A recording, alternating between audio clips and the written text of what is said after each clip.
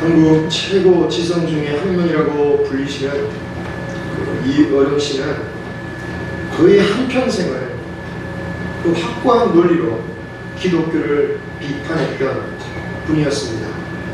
그런데 목사님들도 은퇴할 나이인 70세가 넘어서 세례를 받고 글로써 복음을 전하는 전도자가 되셨어요. 자타 공인 최고의 지성인이었던 그분이 그렇게 바뀌게 된 것은 그의 인생에 있어서 큰 광야를 만났기 때문이었습니다. 시련을 잃어버릴 뻔했던 그 딸이나 또 자폐증에 있었던 손자가 병을 낫는 것을 보면서 정말 하나님께 손을 들고 항복할 수밖에 없었던 거죠. 이 이어령 교수는 세례를 받고 나서 이런 인터뷰를 했습니다. 절망해 보지 않은 사람은 절대로 영성을 가질 수 없다. 자기가 파괴되어질 것 같은 극적인 그런 고통을 통해서야만 영성을 가질 수 있다. 그래서 이 땅에는 빛만 필요한 것이 아니라 어둠도 필요한 것이라는 것을 깨닫게 된다. 이 빛과 어둠을 알아야만 영성의 세계로 갈 수 있다.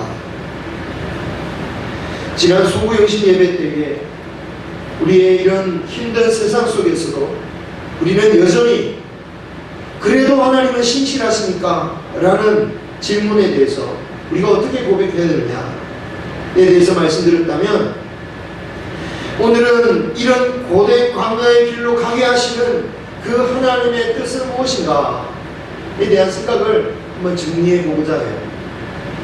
새로운 해를 시작하였지만 과연 어디서 다시 시작해야 되고 어디로 가야 할지 모를 만큼 힘든 우리 이 시기를 겪고 있는 성도님들께서 바라기는 이 말씀을 통해서 여러분의 갈 길을 비추는 등불로 삼기를 주님의 이름으로 축원합니다. 오늘 말씀의 배경은 출애굽 광야 생활입니다. 이스라엘 백성들은 애굽에서 430년간의 노예 생활을 끝나고 이제 하나님께서 약속하셨던 가나안 땅을 향해 나아갔습니다. 애초에 그 예상되어진 여행의 기간은 한 1년 반? 그 정도 좀 더 넘지 않았을까라고 보여져요. 그 시간 동안의 광야 생활도 사실 어려운 거죠. 하지만 그 1년 반 좀 넘는 그 기간 중에 실제로 1년이 넘는 대부분의 시간은 시내산 한 곳에서만 머물렀었습니다. 머물면서 하나님의 백성으로서 어떻게 살아야 되는지, 하나님께 어떻게 화해를 맺고 용서를 구할 수 있는지, 하나님의 백성으로 어떻게 살아가는지에 대해서 훈련받는 그 법을 배웠던 시간이라고 할 수 있어요. 그렇게 따지고 보면 처음 가나안 땅에 가기까지는 사실 광야에 있긴 했지만 광야의 길을 그렇게 오랫동안 헤맨 것은 아니었습니다. 그런데 가나안 땅에 도착해서 부정적인 그 보고를 들은 그 백성들이 불신하고 원망하면서 심지어 믿음으로 가려고 하는 그 여호수아와 갈렙을 죽이려고까지 함에 따라서 결국은 그들은 20세 이상 이스라엘 백성들이 가나안 땅에 들어갈 수 없다는 참으로 하나님의 무서운 말씀을 듣게 되죠. 그리고 그때로부터 40년간의 광야 생활을 시작하게 되었습니다. 하지만 광야 생활은 단지 징벌만의 의미가 있는 게 아니었습니다. 오늘 우리 말씀 신명기는 40년 광야길 막바지이자 동시에 자신의 모세의 최후했던 유언과도 같은 설교였어요. 그리고 이 설교를 듣는 백성들은 가나안 땅에 들어가지 못하게 했던, 그리고 원망함으로 말미암아 그런 죄를 지었던 세대가 아니었습니다. 그에 대한 책임이 있는 세대가 아니었어요. 죄 없는 그들이 광야길을 걸어야 했던 이유는 그 부모나 어른들을 잘못 만나서가 아니었다라는 거예요. 하나님의 백성으로서 반드시 가져야 할 태도를 이 광야에서 배워야 하기 때문에 그들의 어른들과 함께 그 광야 생활을 했다라는 것입니다. 그들은 이제 곧 광야의 삶이 끝나고 하나님이 그 40년 전에 약속하셨던 젖과 꿀이 흐르는 그 가나안 땅으로 들어가서 아마도 광야보다는 훨씬 풍요로운 생활을 하게 될 것입니다. 하지만 광야의 삶이 끝났다고 할지라도 광야에서 생존할 수 있었던 그 이유를 기억해야 된다. 광야에서 배웠던 삶의 자세를 잊지 말라, 기억하라고 하시면서 주시는 말씀이죠. 그럼 광야에서 배웠던 삶의 자세가 무엇이냐? 첫 번째, 하나님 앞에서 낮아지는 것입니다. 오늘 성경 말씀 2절 앞부분에 보면 너희 하나님 여호와께서 이 40년 동안 내게 광야길을 걷게 하신 것을 기억해라. 이는 너를 낮추시며 라고 말씀하고 있습니다. 40년 동안 하나님께서는 이스라엘 백성으로 하여금 철저하게 낮아지는 그 모습을 배우게 하신 거죠. 광야는 그 수많은 백성들이 다 함께 생존하는 것 그 자체가 불가능한 것입니다. 하나님의 도우심이 없다면 정말 이 많은 민족들이 생존할 수가 없는 거죠. 그렇기 때문에 하나님만 붙들어야 되는 것입니다. 마천루지수라는 말이 있습니다. 마천루 하면 지상으로부터 높이 한 240m 이상 되는 초고층 빌딩들을 말하는 건데요. 이 마천루지수 또는 마천루저주라고 하는 말은 1939년에 어떤 독일의 어떤 사람이 만든 말인데, 쉽게 말하면 초고층 빌딩을 지으면 반드시 그 나라에 큰 위기가 온다 라는 얘기예요. 무슨 전쟁 같은, 믿거나 말거나 같은 이야기 같은데 실제로 그런 일들이 있었다라는 거죠. 엠파이어 스테이트 빌딩, 그리고 크라이슬러 빌딩이 1929년에 지어졌는데 그때 세계의 공황이 일어났다는 거죠. 지금은 테러로 무너졌지만 그 유명했던 월드 트레이드 쌍둥이 빌딩, 그 빌딩이 세워진 게 1974년인데 그 해에 세계 1차 오일 쇼크가 벌어졌다는 것입니다. 또 우리나라 회사가 참여하기도 했던 말레이시아의 유명한 트윈타워, 그것을 건설한 이후에 이 아시아발 금융위기가 전 세계로 퍼져가서 아주 위태로운 일이 있었다는 것입니다. 현재 이런 마천루에 해당되는 세상의 모든 건물 중에 약 70%가 어디에 있느냐 하면 중국에 있다고 합니다. 중국의 전 세계 마천루의 70%에 해당되는 건물들이 있어요. 그런데 그 나라도 지금 중국도 경제 위기를 사람들이 염려하고 있죠. 이 마천루 지수 또는 마천루 저주라는 것이 그냥 미신적인 차원이라기보다는 그 사회의 과도한 재정 낭비 그리고 허영심을 반영하는 그러한 상징적인 말이라고 할 수 있는 것입니다. 그런데 이 마천루 지수를 우리 인생에 적용해 보자면 어떤 말로 말할 수 있겠습니까? 교만 지수라고 할 수 있겠죠. 교만 지수가 높으면 사람은 무너지게 되어 있다는 것입니다. 누구보다 하나님은 이 교만한 사람을 싫어하시기 때문에 그냥 두시지 않겠다라고 말씀하셔요. 베드로전서 5장 5절 한번 읽어보겠습니다. 하나님은 교만한 자를 대적하시되 겸손한 자들에게는 은혜를 주시니라. 아멘. 하나님이 대적하시면 어떻게 되겠습니까? 또 잠언 16장 18절에서도 이렇게 말씀합니다. 같이 읽겠습니다. 교만은 패망의 선봉이요 거만한 마음은 넘어짐의 앞잡이니라. 하나님께서는 교만한 자는 망할 수밖에 없기 때문에 어떻게 하십니까? 하나님은 자녀들에게 낮추는 고단한 광야의 길을 걸어가게 하셨다라는 거죠. 교만한 사람은 자신이 교만한지 잘 모릅니다. 사람들이 아무리 교만하다고 옆에서 말해줘도 깨닫지 못해요. 심지어 하나님이 말씀하셔도 깨닫지 못하는 경우가 있습니다. 그렇기 때문에 하나님은 고난을 허락하시는 거죠. 그 광야를 통해서 우리는 내가 얼마나 연약한지, 내가 얼마나 무기력한지를 깨닫게 되는 거예요. 오늘 좀 예화를 좀 많이 들으게 되는데, 제가 재미있는 광고를 보았습니다. 미국인들을 대상으로 한 현대자동차 광고인데요. 우리 젊은 사람들 또는 미국 사람들이 좋아하는 만화 주인공 스파이더맨 아시죠? 그죠? 거미인간. 건물 사이를, 이 거미줄을 탁 싸가지고 건물 사이를 막 날아다니는, 막 그네 타기 하듯이 공중제비를 하면서 막 날아다니는 그 스파이더맨이 고속도로 휴게소에서 물건을 사고 나왔어요. 그리고 다른 때처럼 건물을 탁 공중에 쐈습니다. 그런데 그 휴게소가 어디냐면 고속도로 휴게소예요. 우리나라도 마찬가지지만 미국의 고속도로 하면 어떻습니까? 완전히 광야잖아요. 서부 광야. 아무것도 없어요. 높은 산도 없고 건물도 없고 나무도 없어요. 그러니까 쏘았던 그물이 어떻게 됩니까? 하늘에 쑥 날아갔다가 톡 떨어지는 거죠. 그럼 그 다음에 뭐 해야 됩니까? 스파이더맨이 걸 데가 없으니까 걸어가는 거예요. 아무것도 할 수 없어. 그러다가 현대자동차가 옵니다. 다 태워주세요 해가지고 타는 게 그게 현대자동차 광고예요. 여러분, 광야, 이 광야는 우리를 무기력하게 만드는 곳이다라는 거예요.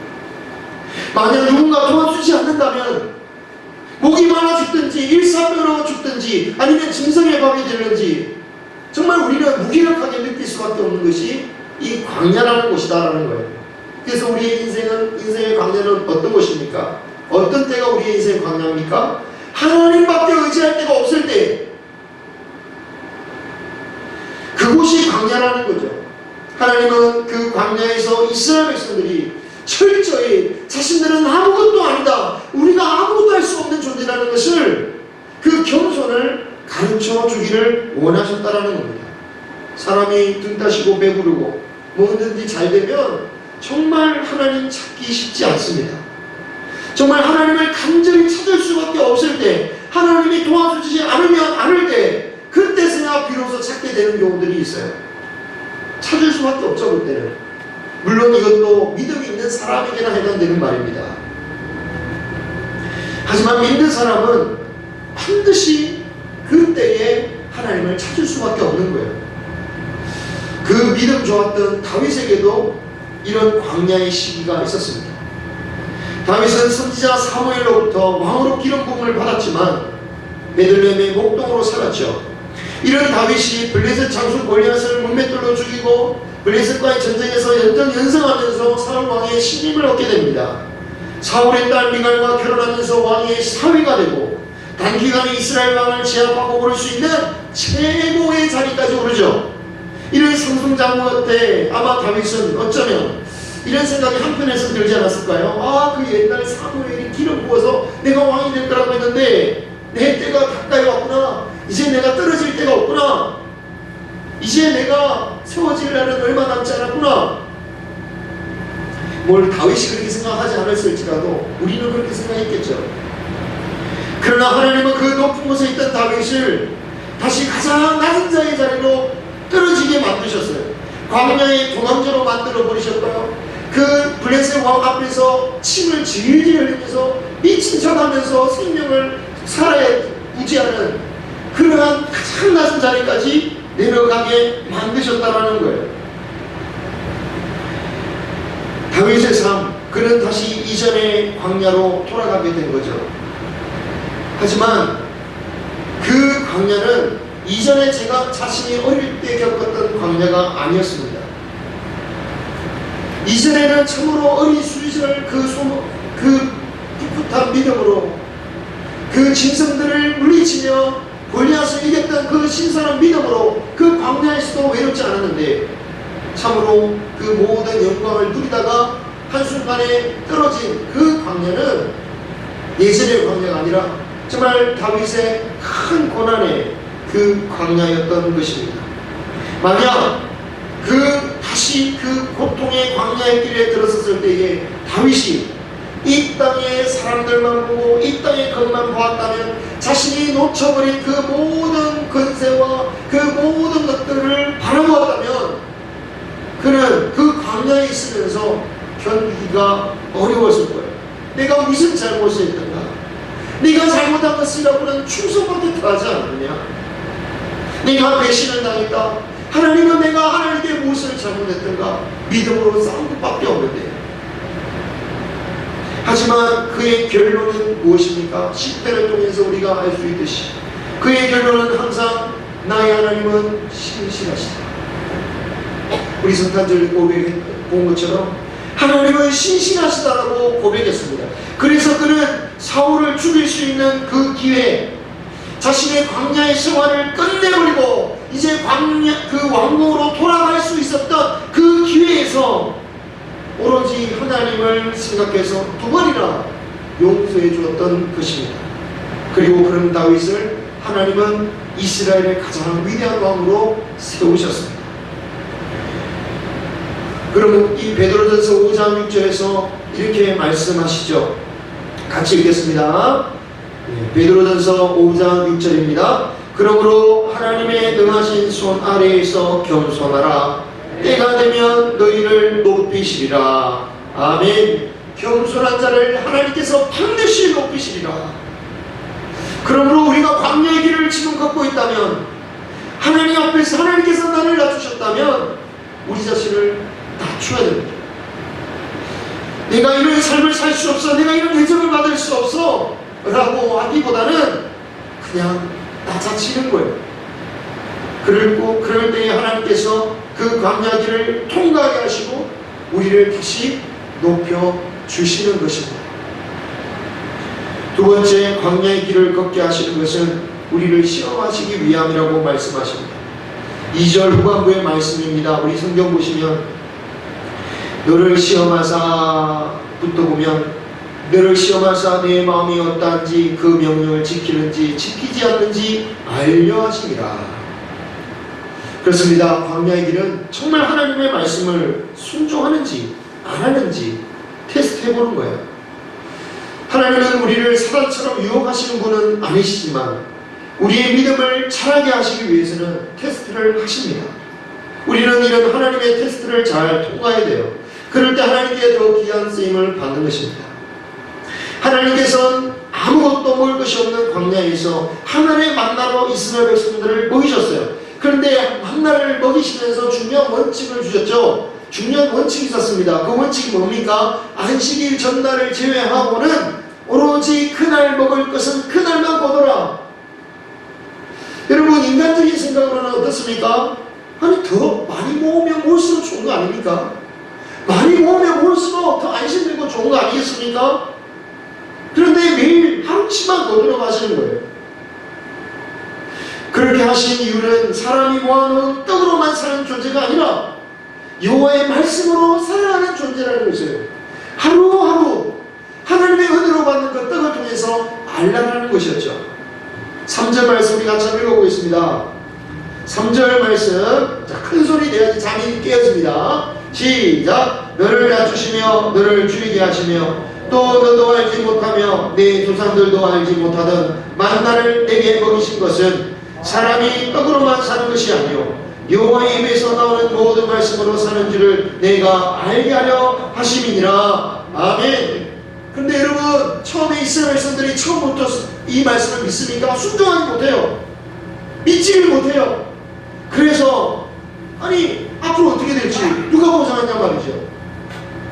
참 신기합니다. 그렇게까지 홍해를 건너고 애굽의 벌을 내리시는 것을 두 눈으로 똑똑히 보았던 그 백성들도 막상 현실의 묵지가 또 닥치니까 당장 내일이 어떻게 될지 모르는데 어떻게 그 말씀 믿고 내가 또 이거만 모으냐고. 그래서 막 모으죠.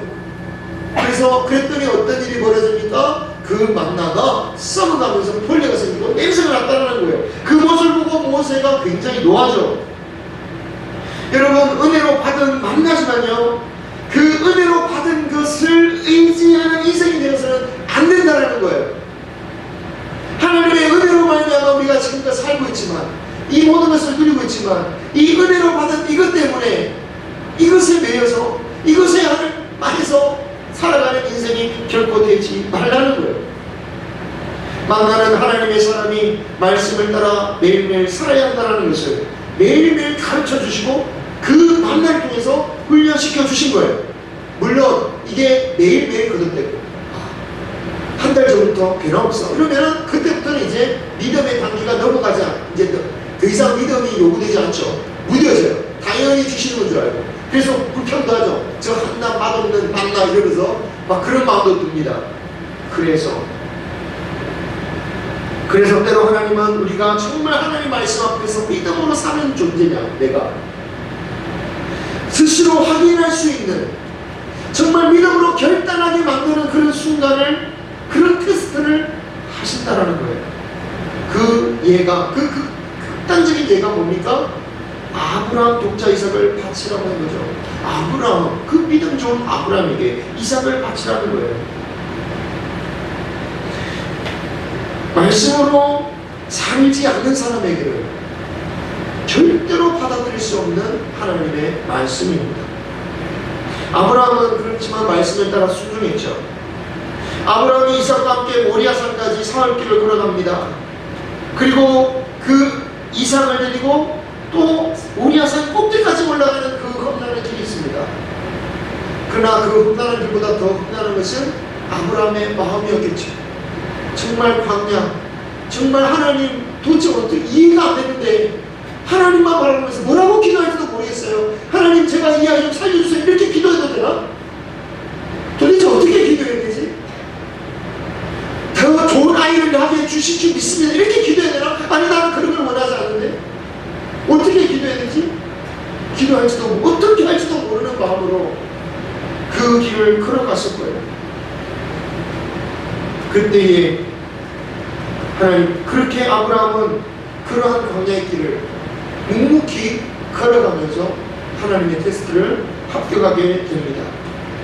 고난 가운데 계신 분들, 광야의 길을 걷고 계시는 분들, 이 가운데 하나님께서 우리에게 요구하시는 게 무엇입니까? 이렇게 힘든데 일어나라는데 못 일어나는 이유는 뭘까요? 이런 힘든 가운데서 하나님께서 일어나라고 한다면 일어날 수 있는 우리 모두가 되기를 소망합니다. 그리하면 이삭 대신 순양을 예비하신 여호와 이레의 하나님께서 여러분에게 가장 좋은 것으로 예비해 주실 것입니다. 마지막으로 셋째, 광야의 길을 걷게 하신 것은 우리를 성장시키기 위함이다. 욥기 23장 10절에서 이렇게 말씀합니다. 같이 읽겠습니다. 그러나 내가 가는 길을 그가 아시나니 그가 나를 단련하신 후에는 내가 순금같이 되어 나오리라. 아멘. 욥은 생각지 못한 고난을 당하면서 참 많이 힘들어했습니다. 얼마나 많이 힘들어했습니까? 믿음이 와서 고난이 말을 하지 않은 게 아니죠. 엄청난 고난이 너무 힘들다고, 주님 이렇게 할 거면 저 좀 보니 천국에 빨리 좀 데려가 주십시오. 죽게 하십시오. 내 생명 끝나게 해주셔서 고통을 받지 않게 해주십시오 하고 기도하죠. 하지만 욥의 결론은 뭐냐? 결국은 이렇게 고난을 주시는 분도 하나님이시다. 그리고 이 고난을 통하여 나를 단련해 주신 후에 순금같이 되게 하실 것이라는 믿음의 고백을 했다라는 것입니다. 욥을 단련시키신 것처럼 우리도 강렬한 이 훈련의 과정을 통하여 우리를 단련시키고자 하시는 거예요. 우리를 성장시키고자 하시는 거예요. 우리는 만족하고 그만 이 정도면 됩니다 라고 할지 모르겠지만 하나님은 끊임없이 우리에게 자라게 만드신다라는 겁니다. 규장과 기독교 서적 출판사인 기독교 출판사인 규장각을 써오신 그 여운학 장로님의 유명한 그런 비유가 있습니다. 무릎을 꿇고 있는 나무라는 내용인데요. 별명입니다. 나무가 진짜 무릎을 꿇듯이 일단 땅에 한번 붙어서 자라다가 그때야 다시 일어나요. 이 나무는 이 로키 산맥 해발 3,000m 높이에 정말 수목의 한계선, 더 이상 나무가 자랄 수 없는 그 끝부분에서 자라는 나무입니다. 그렇기 때문에 정말 매서운 바람을 견뎌야 되는데 그 매서운 바람을 견디기 위해서 나무 모양이 일단 땅에 쭉 붙었다가 다시 자란다는 거예요. 이렇게 열악한 조건이지만 정말 무서운 인내로 견뎌서 생존합니다. 그런데 이 나무를 통해서 만든 바이올린이 세상에서 가장 공명이 잘 되는 바이올린이라고 합니다. 사람도 마찬가지입니다. 아름다운 영혼을 가지고 정말 하나님께 아름다운 찬양의 인생을 살기 위해서는 정말 하나님께서 주시는 그 고난 가운데서 다져지고 성장하는 그 성도를 통해서 하나님께서 기뻐 받으시고 하나님께서 놀라운 영광을 받으신다라는 것입니다. 그러므로 하나님께 아름다운 향기되는 인생을 되기 위해서라도 이 주님께서 허락하시는 광야길을 잘 통과할 수 있는 우리 모두가 되기를 소망합니다. 오늘 신명기 8장 16절 읽지 않았지만 그 우리 말씀 본문 좀 뒤에 보면 16절 한번 같이 한번 읽어보겠습니다. 하나님께서 우리에게 광야길을 걷게 하시는 최종의 목적이 뭐냐? 우리 16절 시작. 내 조상들도 알지 못하던 만나를 내게 먹이셨나니 이는 다 너를 낮추시며 너를 시험하사 마침내 내게 복을 주려 하시면느니라. 아멘. 마침내 너에게 복을 주시기 위해서 영광 돌리는 너를 하나님의 자녀로 삼고 영광받는 자녀로 삼으시기 위해서 그러한 광야의 길을 걷게 하셨다라는 것입니다. 여러분, 오늘 이 설교를 들어도 여전히 우리가 선 광야의 길을 흔들고 어려울 겁니다. 하지만 분명한 것이 있습니다. 최소한 우리가 어디로 가야 할지에 대해서는 분명히 설 수 있습니다. 그 길이 여전히 힘들고 어렵고 괴롭지라도 우리가 걸어가야 할 방향은 정해져 있습니다. 그것은 약속의 땅의 길입니다. 믿음으로 간다면, 말씀으로 산다면 비록 우리가 힘든 이 인생길을 살아가지만 잘못된 길로 가는 것이 아닙니다. 이 가운데 고통을 받고 있지만 방황하는 것이 아닙니다. 하나님의 허락하신 그 광야의 길에서 믿음으로 살고 말씀대로 간다면 하나님의 뜻하신 바대로 걸어간다는 사실을 꼭 기억하시기를 소망합니다. 여러분, 모세는 가나안 땅이 바라보이는 맞은편 광야의 산에서 죽음을 맞이합니다. 약속 땅에 못 들어갔다는 얘기죠. 왜 못 들어갔습니까? 한 가지 실수. 백성들 앞에서 너희 막 화를 내지 않느냐? 그때 못 들어갔습니다.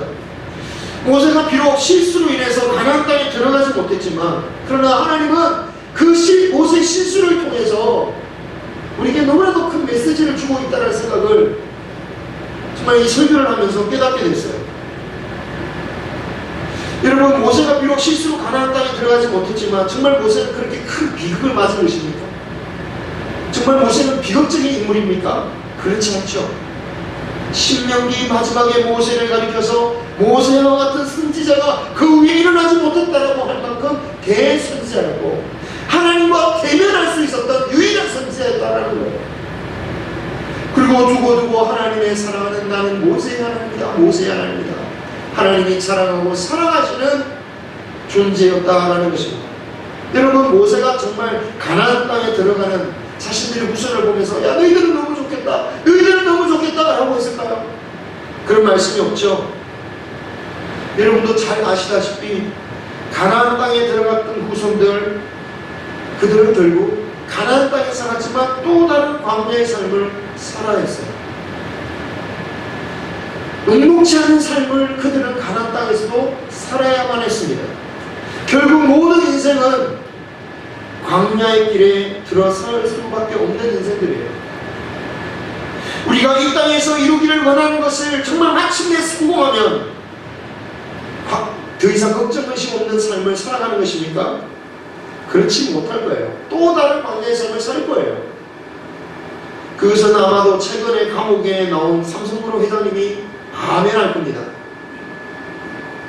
중요한 것은 우리 삶에서 중요한 게 뭡니까? 오늘 배운 광야의 자세로서 우리의 삶을 살아내는 것, 그것이 우리의 목적이 된다는 거예요. 모세의 인생이 바로 그것을 보여주고 있습니다. 사랑하는 성도 여러분, 인생의 광야길에서 고통스러우시죠? 왜 나만, 그렇지만 왜 나만 이런 길을 걷냐고는 하지 마십시오. 왜냐하면 누구라도 언젠가는 하나님의 사랑하는 자는 반드시 광야의 길을 걸을 수밖에 없어요. 하지만 하나님께서 우리를 힘들게 하시려고 광야의 길로 인도하시는 게 아닙니다. 하나님께서는 우리를 낮추시고 하나님의 말씀에 사로잡힌 하나님의 사랑으로 만들기 위해서 누구나 하나님의 사랑하는 자는 때가 될 때에, 필요할 때에 광야의 길로 인도하시는 거예요. 우리를 성장시키기 위해서, 우리를 낮추기 위해서, 하나님의 사랑으로 만드시기 위해서, 우리를 복된 존재로 만드시고자 우리에게 허락하시는 길. 이 모든 사실을 명심하고 비록 힘들지만 소망과 믿음으로 오늘도 믿음으로 걸어갈 수 있는 저와 여러분이 되시기를, 새 이 2022년도 해가 될 수 있기를, 그래서 마침내 인내로서 열매를 맺을 수 있는 한 해가 되시기를 주님의 이름으로 축원합니다. 기도하겠습니다.